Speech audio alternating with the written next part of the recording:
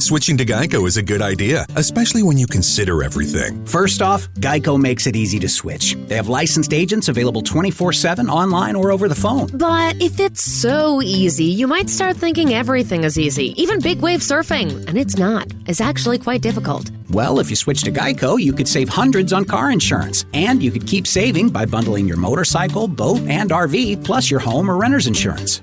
But saving money might lead you to make some questionable purchases, like a 20-foot feather boa. And do you know how hard it is to clean a 20-foot feather boa? Well, they do have an industry-leading mobile app you can use to pay your bill, file and manage a claim, or add a new driver. But when life gets a little easier, it makes you too confident, and you start calling everyone Ace. And you're better than that. Well, Geico has a 97% customer satisfaction rating and has been saving people money for 85 years. It's hard to beat that. But you're right. Switch to Geico. It's obviously a good idea. My name is rubbish. Isms. Juxtapose. Didactic. Mona is rubbish. Mona is rubbish podcast. Right, shall we dive straight into it then, Tom? Yay! Hello, and well, do you want to do it? Do you want to do the hello and welcome to Modern Art is Rubbish, episode number 67, Tom? Do you want to do that? Hello, and welcome to Modern Art is Rubbish, episode number 67! Oh, you've got so much more enthusiasm than I have. Sorry, I've already brought them. Sorry, yes. I've already brought down the spirit of the pod. Yeah, with my down ways. Right, so today, Tom, got a few things coming up that people listening can hear and join us in with us, and we've got a mystery dilemma. A mystery, Ooh. Sorry, not a mystery dilemma. A mystery and a dilemma, two separate things. A hot art tip. Someone I think is really good at art and who's quite new to the world, so people might want to get in there early. And go on, carry on. And a 3-question mini quiz. Yes. Is there any prizes? Yes, the prize is how to obtain a free high definition turtle art print. Okay. Yes. That's a prize that everyone wants to hold. Everyone wants to own, or have, or win. Right. Well, I've never seen a turtle in real life, so I'd like to see a high definition turtle art print. No, I've never seen a turtle in the wild. The wild? Yeah, I've used turtle wax on my car when I had a car. So that is using a turtle? Yeah. Well, no, I didn't use a turtle. Just for the record, I've never abused a turtle. I've never abused any other animals, for the record, as well. Anyway, let's moving swiftly on. Right, so I got a email, as you do, from someone in a church in America to myself, to my own Marcus Stefanelli artist page. And this mystery is inquiring about a painting, and I'm going to read pretty much what was sent to me. So he says, this message I received was, I am the pastor of Westfield United Methodist Church in Westfield, New Jersey, across the Delaware River from Philadelphia. We have an almost life-size oil painting, which is actually a rendition of a very famous painting, one copy of which resides in St Paul's Cathedral in London, entitled The Light of the World by William Holman Hunt.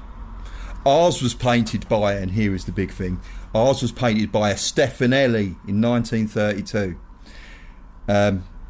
My Google searches have found an American abstract impressionist artist, Joseph Stefanelli, that studied in Philadelphia. He was born in 1921. I don't think he did such an elaborate painting as an 11-year-old, but maybe someone in his family, we are located just across the river from Philadelphia, did. And basically the guys wrote to me, the pastors wrote to me asking if I've got any relatives that moved to Philadelphia that might have done a copy of this painting, Light of the World by William Holman Hunt. Wow, what a dilemma. Well, no, that's the dilemma's coming up. This is the mystery. Oh, right. I kind of mixed them up a bit, yeah. So this is just a mystery. yeah. Sorry. Let's do that again. Yeah. Oh, what mystery? Well, yeah. So just to give an idea, this guy's done a copy, Stefanelli, and Light of the World is actually a painting that was done by the British pre-Raphaelite artist Holman Hunt, who I just said, and he painted it in 1851 to 1853, so it took him about 2 years to do. And it's a scene, apparently it's taken from a line in the Bible where Jesus says, "Behold, I stand at the door and knock, and if any man hear my voice, I will open the door, I will come in, and I will sup with him, and he with me." I've read that really badly, but you get the kind of vibe. So basically, it's a painting of Jesus. He's all in his good Jesus gear, and he's got a little lantern, and he's like there, and he's knocking at the door. It's night time, and he's well lit, and the door in the painting actually has no handle, so it can only be opened from the inside. So it kind of represents like this sort of the shut mind of the human soul, and he's knocking, saying like, "Open up." And obviously Holman Hunt was quite a religious person. It was quite a popular painting at the time. So basically this artist Stefanelli did a copy, and the pastor was writing to me to see if I had any relatives that went to Philadelphia, and apparently I do, because I investigated it, and I did have some relatives that moved to Philadelphia from Italy, but their surname wasn't Stefanelli, so the mystery continues. Yeah, but not every artist who uses the surname Stefanelli was born a Stefanelli. Are you referring to moi, perhaps? Well, I'm just putting it out there. Because if it's a family name, surely if they move to Philadelphia, that's the key thing. Yeah, it is. It's not a common name, I understand. Well, no, it isn't. It is a family name, but it's not. It was not us. It's not us. We looked into it, and the family that moved out there was a name called D'Arezzo. So it's a different surname. They would have been the people that would have moved out. So basically, if anyone listening knows of any Stefanellis that live in Philadelphia, so I reckon you should look into the D'Arezzos and see if any of them were artists, because they might have used the Stefanelli name. They might have done, but Guido D'Arezzo, possibly, because some of our family were cardinals going back into back in time.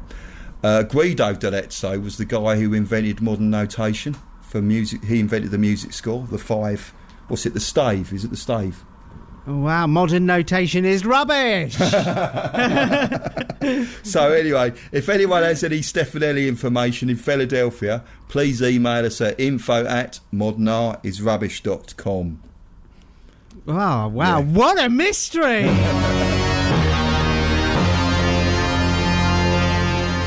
Now we're on to a dilemma, Tom. I know you've been waiting for the dilemma. Right, are you ready for the dilemma? Yes!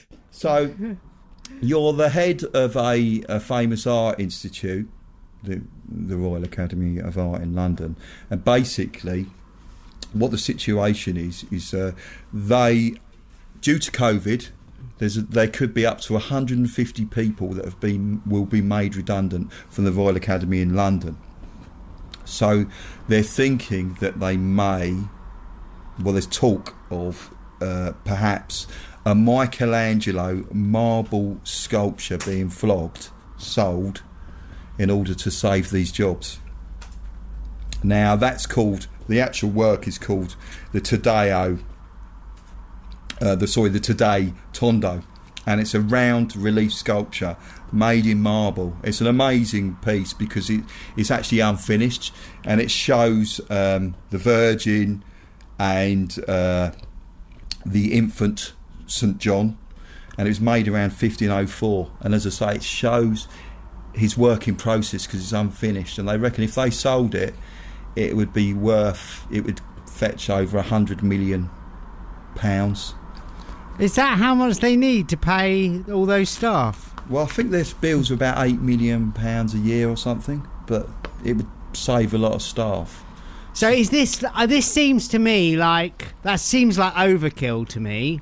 Yeah. And it's like they don't need £100 million to save everyone's jobs. Yeah. But they're getting a bit of press for it. Like, you know, people are going to mention it on podcasts, for example, aren't they? Yeah. Oh, yeah. So there's going to be a lot of... do you think it's a scam? No. Well, no, I'm just saying, like, the reason behind the story might not be that they're going to actually do it. Well, for the record, they're actually denying that they're actually considering doing that. I mean, obviously, they take the loss of all those jobs very seriously, and I'm you know, a lot of museums have been suffering because of this. So, what would you do then? Bearing in mind, and this is coming clean, I've actually been to the Royal Academy in London several times. I've never even noticed this Michangelo work.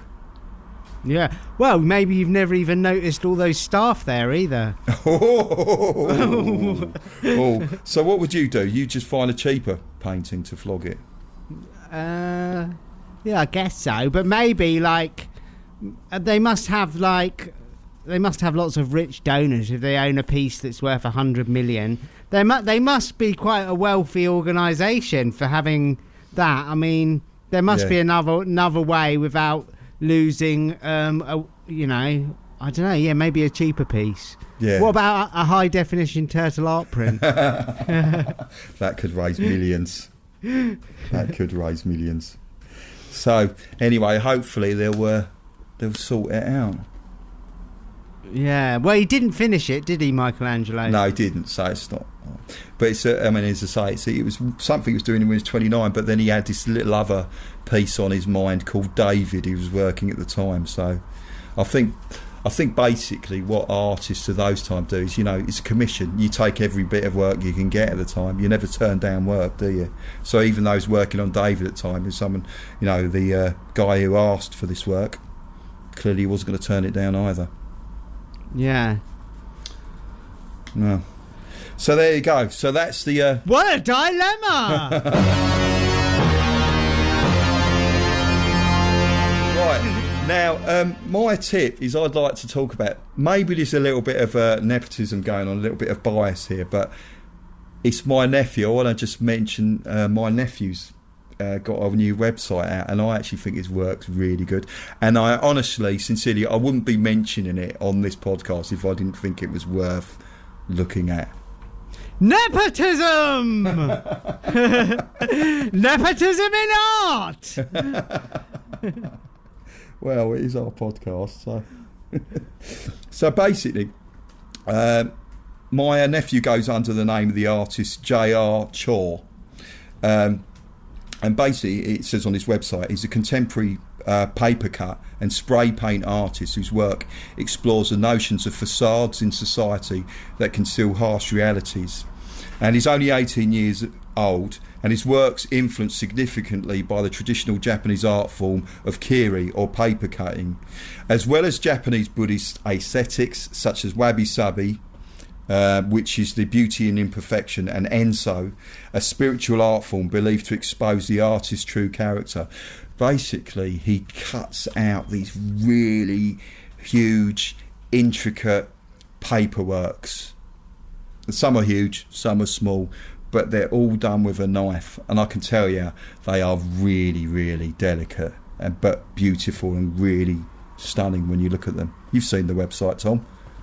Yeah, it looks impressive. I wonder if he could save all the jobs at the Royal Academy of Art. What, by selling those? Well, yeah, you'd have to sell a lot at the moment because he's just starting out in his career. But I think they're great. I think he's going places. So for you listening at home, that's a top tip from me. Obviously, buy at your own risk, but it's a top tip. Okay, so is he selling pieces on his website? Yes, he is. Yeah, but well worth checking out. I think, and you know, this is my years of studying art history and art and being a and family parties. And family parties, yeah. I have to say, I was in a room. I stayed in the room where he actually works, and I was I was kind of sweating a bit because I was really. I had these visions of me getting up in the night and accidentally like breaking the artwork apart. Didn't happen. What, in your sleep? What, in a jealous dream rage? There is no jealousy. There's no jealous dream rage. Anyway, moving swiftly on. So anyway, the website is jrchuo.com, which is jrchuo.com. I'll put a link on the website so you can check it out, you listening.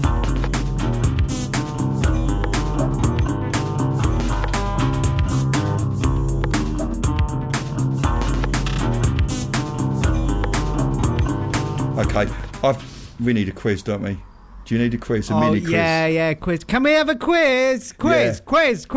I know, yeah. Well, funny you asked that. We have got a quiz. And the other thing as well is that some of these, there might be a bit of a builder's theme. So what I'm going to do is I'm going to ask 3 questions, and they're going to be a multiple choice, and you have to guess which is actually an art term.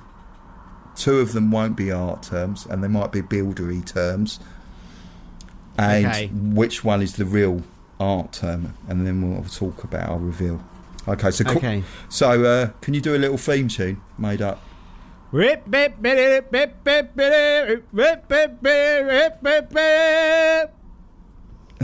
brilliant. I like that. It doesn't say what the quiz is though. Oh yeah, art quiz. Right. So question 1. Right, which of these is actually an art term? Right, the first term is Bressumer, Corbell, or Scumble. Which one of those words is actually an art term? And the 2 of them are builders' terms. Okay, so Bressumer. Well, it's kind of got a kind of Italian-y thing, so I'll rule that out. Okay. What was the second one? Corbell. Yeah, I like that one for an art term. What was the third one? Scumble. That sounds quite buildery, doesn't it? Yeah. Yeah, so I'm going to go for...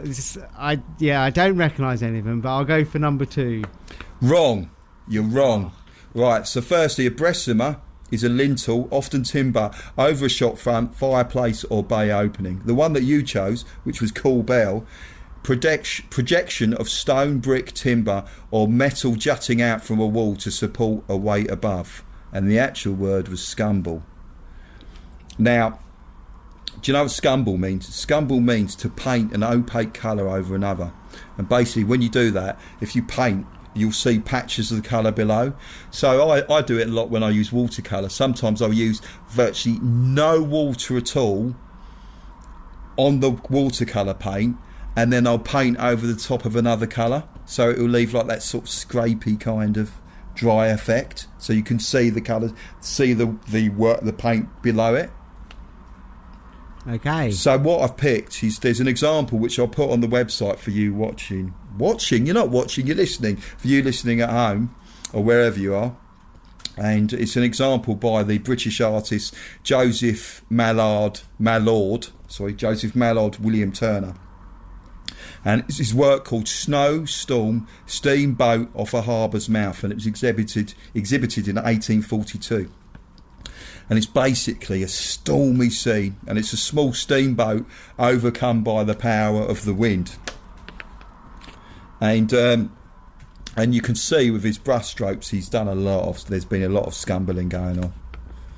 And did you know, Tom, there's actually a story that he may have actually tied himself to the mast of the boat in a storm, so he could have a clear picture of his mind that when he went to paint the work, he actually thought, oh, that's a bit stormy. What do you think about that? Is that how he sounds inside his head? Oh, it's a bit stormy. Well, I can tell you one thing. Is Turner is considered one of the greatest ever British artists. In fact, he's on, what's he on? He's on the £10 or £5 note. No, not fair. £10 or £20. He's on the purple 20 British pound note. Wow. Yes, I believe so. And he's one of the most famous artists in the UK, and he actually spoke more like me. So he comes from the East End of London, which is not where I come from, where my family comes from. Oh, right, yeah. Yeah, so there you go. Did you know that? No. Well, I do now. Right, I think it's question 2 then, isn't it, time? Question 2. Question 2! Okay, which one of these words is a real art term? Flaunching, purling, or impasto?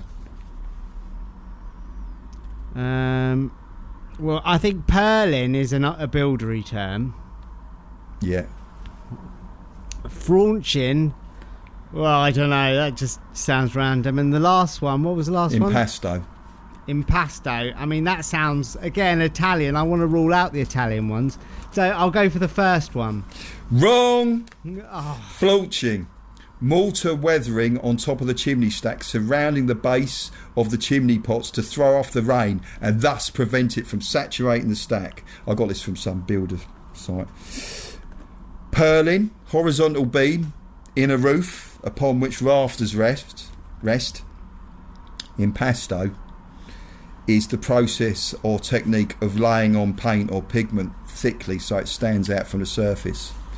So basically, Starry Night. Starry Night is a really good example of by Van Gogh. Antipasto. Yeah. Was impasto. Impasto, yeah. Yeah.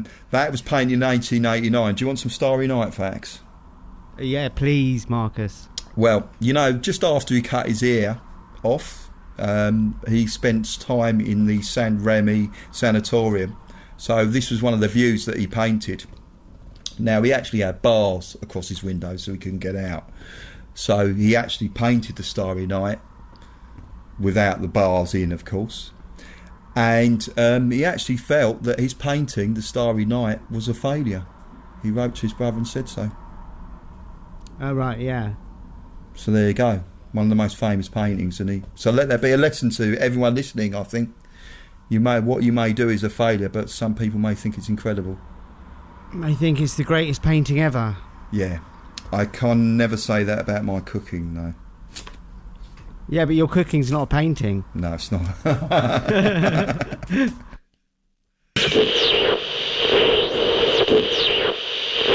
Now, a short advertisement break. Oi, look at this. Oi, mate, look at this picture here. Look at this. Look at this turtle art print I just got. It's good, isn't it? Nice bit of scumble going on. Yeah, looks like you found that in the skip out on the road. Those builders should clear up after themselves. So just head over to modernartisrubbish.com and subscribe to our email list to get your free artwork and to be updated on the latest Modern Art is Rubbish news. Right, the final question. Question number 3. Okay. Right, one of these is an artistic movement, right? Is it the Fox Group? Ooh. Angry Penguins? Ooh. Tiger's Jaw?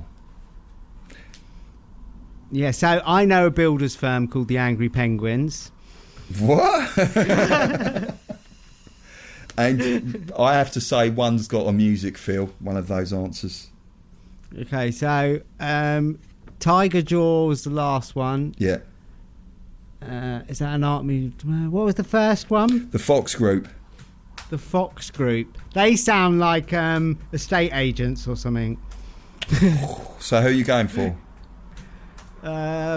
Okay, well, I'm ruling out the Fox Group because I think they'll be too busy sorting insurance out and that sort of thing. Yeah. So the Angry Penguin. I mean, that's quite arty, being an angry penguin, isn't it? Yeah. It's quite black and white though, and the something jaw. Tiger's Jaw. Tiger's Jaw. Well, it hasn't got a "the" in front of it, and the last couple of answers have both been the third choice. Okay. So I'm kind of going to rule out the third choice and go for thinking that you won't choose that one again. So I'll go for the second one. Which is? The Angry Penguin? Correct! Yes! The Fox Group, according to their website, is a fine home building construction company owned and operated by Tom and Cara Fox. Tiger's Jaw is an American rock band from Scranton, Pennsylvania. Now, the Angry Penguins, they're from Australia actually, and they started out, this was around about the 1940s, they started out as a modernist literary journal, and they grew up to become an art movement, and they were a collection of sort of angry modernist avant-garde artists and writers, and they were centred around Adelaide, the city, and their works were quite surreal and expressionistic. And I've got an interesting story which is relating to the Angry Penguins. It's kind of quite infamous in art, sort of like art-y history, because it's poetry really, and especially in Australia. And it's about a poet called Ern Malley. Now basically, the Angry Penguins, everyone thought, oh, it's a bit modernist, so a lot of sort of like more conservative writers and artists didn't really like the Angry Penguins because they thought it was all like avant-garde and all like all modernist and all sort of rubbishy kind of, you know, nonsense and stuff, although really great, some great art and great poetry came out. So the two writers, James Macaulay and Harold Stewart, decided to make up a character called Ern Malley. And they spent one day in 1943 making up modernist poetry, which they basically considered to be pretty shite. So they just made it up, rubbishy. And what they did was they sent it into the Angry Penguins magazine. And Max Harris, who's a poet and a member of the group of artists and poets, loved it. He loved this work of, Ern Malley, and apparently it was sent in by the sister of the dead poet, Ethel. And he liked them so much that he actually published them in the magazine and devoted the whole of the magazine to this. issue. The whole issue. That's it. I got the word right. No, you didn't. You got the word right. I'm claiming a point for your question. And stated that this person is a genius. And unfortunately for Harris, it all came out as a hoax, and also some of the poems were quite obscene. So Harris was actually put on trial for obscenity, for publishing obscenity. And what kind of hoax? So he got a letter from this lady Ethel saying my dead brother wrote these poems. Yeah. But they weren't really poems of her dead brother. No. It was made up by James Macaulay and Harold Stewart, who just thought they were conservative writers, and they decided to make up these poems. Oh, so they made up the poems and they made up the story of the dead brother. Yeah. And so there was no Ethel. No, there was no Ethel. There was no dead brother. No. And not only that, so basically what happened was that when this came out to light, everyone used it to mock modernist poetry, because they said, look, these guys have just made up stuff. You can see why the Penguins were so angry. So the thing is now, Ern Malley, this made-up character, his work is quite celebrated, of this made-up poet. Yeah, but it wasn't really Ern Malley, it was these other artists. These two guys, Yeah, but they don't get the credit for it. This fake Ern Malley gets the kudos. Yeah, but what it did was it put back the cause of modernist poetry for ages, because people used it to mock it and say, look, it's just so stupid. These guys just made up poetry and deliberately went out to make it nonsense, and everyone was celebrating it. Yeah, but all poetry's made up, isn't it? Yeah. But I mean, a lot of it's nonsense as well. Yeah. So anyway, I've got a little clip of Ern Malley poetry. Clip? It's not even a clip, is it? I'm going to read a little piece of Ern Malley poetry, and it's called Night Piece, and this is just a little passage from it. I think, hang on, can we just pay respects to Ethel before we read this? Oh yeah, Ethel. Yes, Ethel. She'll be dead now, even if she was real.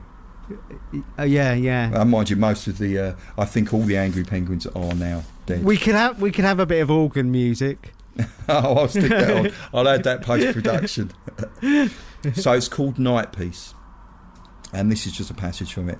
The swung's torch scatters seeds in the umbelliferous dark, and a frog makes guttural comment on the naked and trespassing nymph of the lake. So that's probably why he was done for obscenity for publishing that. It's just filth, isn't it? I don't know. Is it? No, it's not really. I think I didn't pick a particularly. It went past quite quick. I didn't even notice it. It was more like a breeze. Oh, oh well, Mally will do that to you.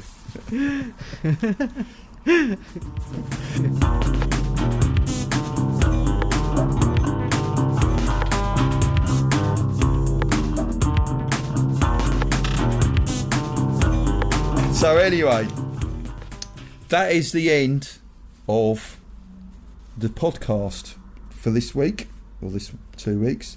So just to say, Tom, anything to add before we go out? Oh yeah, you've got some music.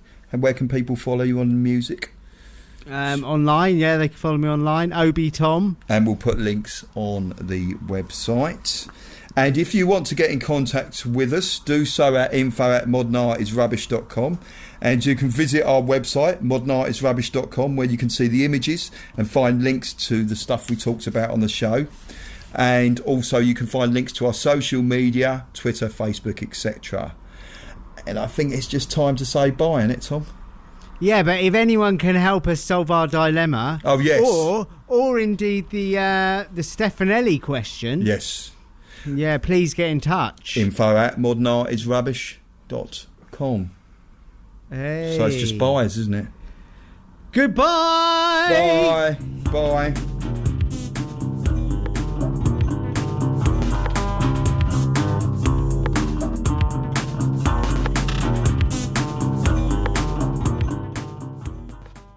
You might have noticed a change in your neighborhood lately. Yep, Sprint stores are now T-Mobile stores. Now that Sprint is T-Mobile, you get more coverage, value, and benefits than ever before.